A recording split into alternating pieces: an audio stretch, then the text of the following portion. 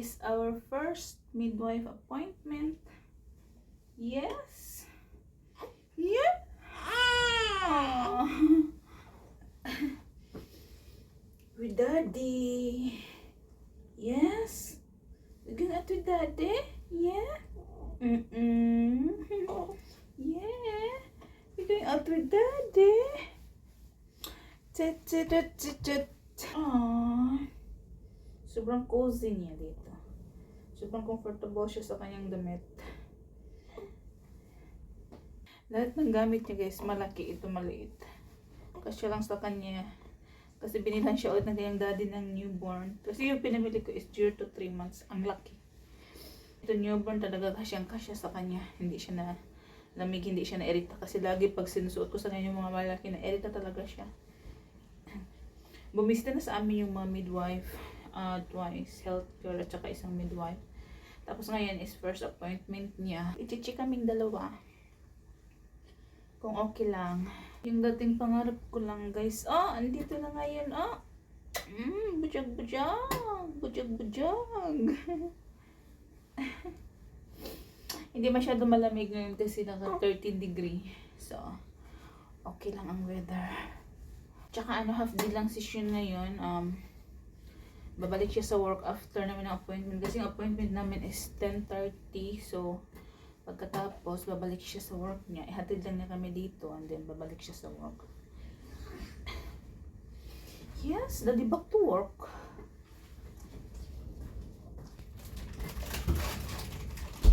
Nalabas ko lang yung chicken kasi ito yung mamaya yung lulutuin ko.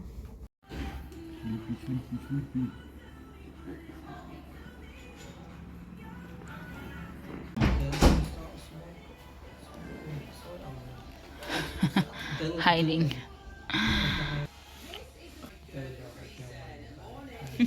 Kakabalik lang namin guys. Kakain muna sana kami sa labas kasosisyon. Kailangan na bumalik sa trabaho. Hinatid lang kami niya dito. Nagluto muna ako ng kanin bago siya umalis. Tapos nilabas ko lang yung salmon kasi salmon na lang ako guys. Salmon. Tapos nilagay ko sa freezer. Tapos ito na lang yung lutuin ko kasi mas easy siya iluto. Naglaw po lang ko broccoli guys. Nilagyan ko na lang ng isang itlog. Madalian na to kasi yung isa tulog pa. Tapos yung aking rice kanina na niluto ko muna bago siya umalis. Luto na din. Nag-init lang din ako para mag-inaw ko ng gatas. Tapos yung aking salmon is nandiyan na siya. Nilagay ko lang. Grabe talaga pag mami na tayo, no? Madalian yung ating lihok. Kasi yung isa, habang nakatulog, bilis akong nag-asikaso, nagluto, naghiwa agad ng broccoli, tapos naglapwa ng itlog. Kasi pag mga dahan-dahan tayo, naku, Diyos ko. Minsan yung kinain ko, hindi ko na nasupa. Hindi na supa yung hindi ko na diretso na sa lamunan, hindi na kasi nagmamadali lagi. Malamigin siya. Pag nilagay ko siya sa kanyang crib, nilagay ng mga blanket niya. Tapos yung super warm, tapos yung ganito. Hindi pa rin siya satisfied kasi gusto niya talaga is ma-fit niya yung aking body, yung aking katawan. Hindi siya makatulog pag nasa crib, pero pag tinabi ko siya sa akin, sobrang haba ng tulog niya. Ayun na guys, power tayo ngayon. Kasi yung isa, ang sarap ng luto. Tapos ito, may chicken ako dito. Si Mister, gawan ko lang siya ng afritada chicken. Tapos ako naman sa aking istinula. Ayan, nagtuya ko guys. Para magsabaw. Tapos lagyan ko ng spinach. Tapos yung sa kay Mister is afritada. Sabi ko kasi sa kanya, may manok tayo, baka gusto mo adobo. Sabi niya, surprise me. So, ayun. Inapritada ko na lang kasi wala akong oyster kung i-adobo ko to. Madali ang luto lang. Ayan, nagsubo na. Kukunin ko lang yung parang mga puti-puti. Tingnan nyo si baby ko, guys. Ayan naman siya, oh. Ang daming nakalagay ng mga kumot kasi maginawin. Ito bigay to sa ano, dako-dako niya siya sa trabaho. Mama daw niya ang niya nagawa. Binigay sa kay Cade. Hello. Oh my God, matanagan. Iba to siya guys. Pag nakaamoy talaga siya ng mga luto, gigising talaga yan. Huwag kayong mag-alala kasi ano, every 1 minute to 2 minutes ko siya chinichik. Ito kasi ginawa ko lang kasi maginawin siya kaya nilagay ko lang dyan. Para hindi siya malamigan. Yan, nagutom na naman, oh. Gusto na naman niya magbanga-banga. Kakatapos lang niya magdidi sa akin. Diyan ka muna, baby. Okay, 1 minute. Andito na sabi, tapos yung aking minarinate kanina, hindi ko na napikita kasi si Kid, umiyak na. Tapos ngayon, nagbit ako ng muffins, kasi paborito niya siya. Since nagbit ako ng muffins, paborito na niya.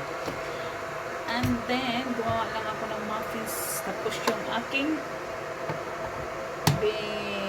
gimarinate na beef. Mauna ang panihaponan.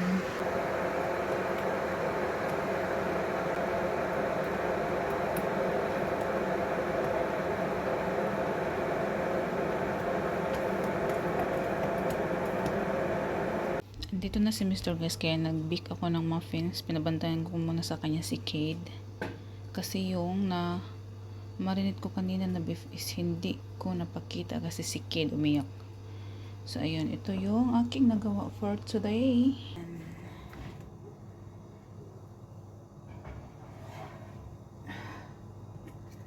Init.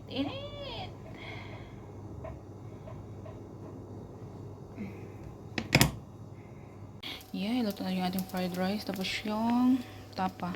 Nilagyan ko siya konti ng tubig para malambot. Tapos yung ginawa ko kanina na gulay. Para bukas na lang yan.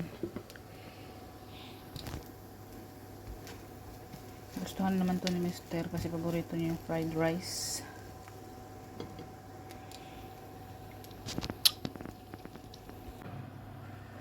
Scoop na. For my spoiled husband. Alright, luto na yung aking tapa. Tapos yung egg. Yung fried rice. First time ni Mr. kakain ng Filipino tapsilog. And you know what it's called in the Philippines? Tapsilog. A what? Tapsilog. Is it? Yeah. And it's a breakfast food. Yeah. Not a dinner.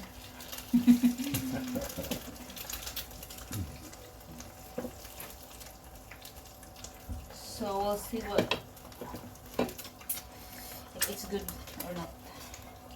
Not a problem. Is it red? This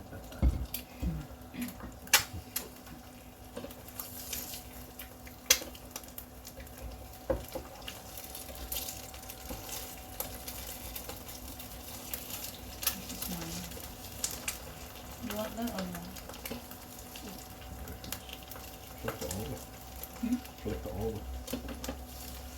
Flip it. Get up. Is it good, yeah? Yeah. Right, have you tried it? No. Look. Yeah. You can put apple in it. Yeah. Yeah. For apple. Is it done? Yeah. Put you down. You're welcome.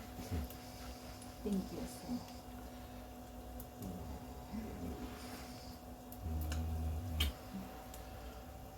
So it's done. Yeah.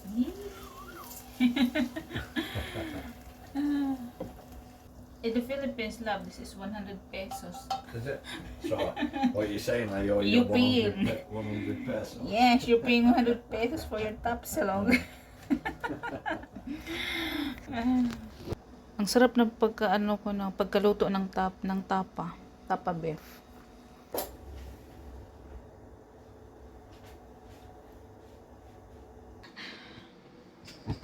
How it's like? It's nice.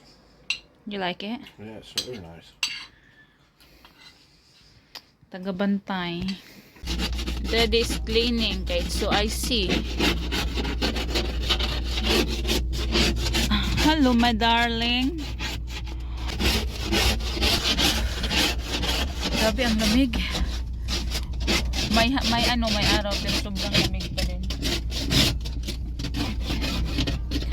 Sana magiging